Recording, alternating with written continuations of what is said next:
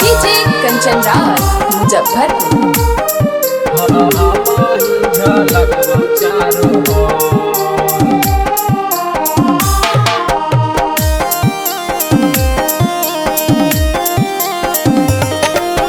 जब जब सतैतौ हमर यादिया अखिया से रुकतौ नालो।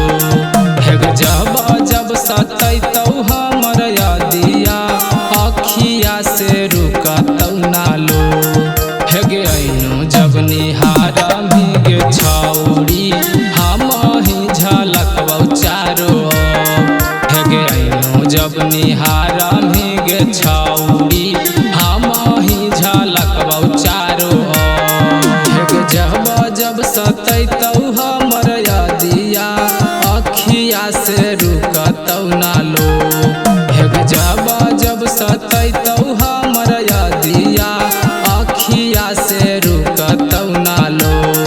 हेगे ऐनो जब निहारा गे छौरी हम ही झलकबौ चारो। हेगे ऐनो जब निहारा गे छौरी हम ही झलकबौ चारो।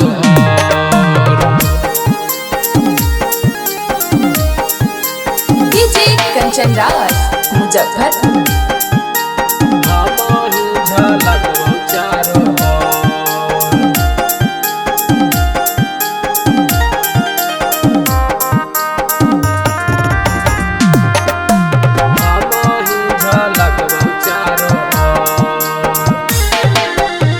हम ना जानलियौ एक दिन करमी ऐसन छलगे। दिलवा के तोड़ी हमर गे नाही बदलगे। हेगे जान हेगे हम ना जानलियौ एक दिन करमी ऐसन छलगे।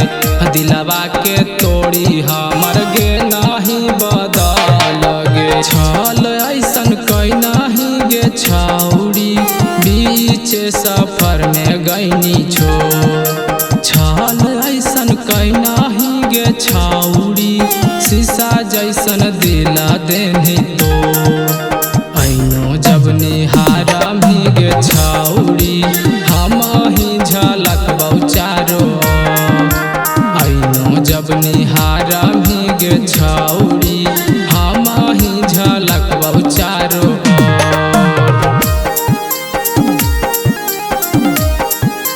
डीजे कंचन राज मुजफ्फरपुर।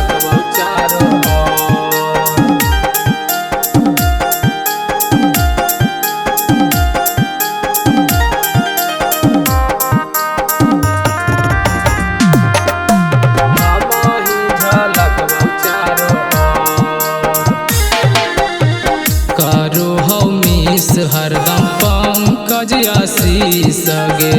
हरदम सताबौ दिहल गलिया पे किस गे। हेगे जान हेगे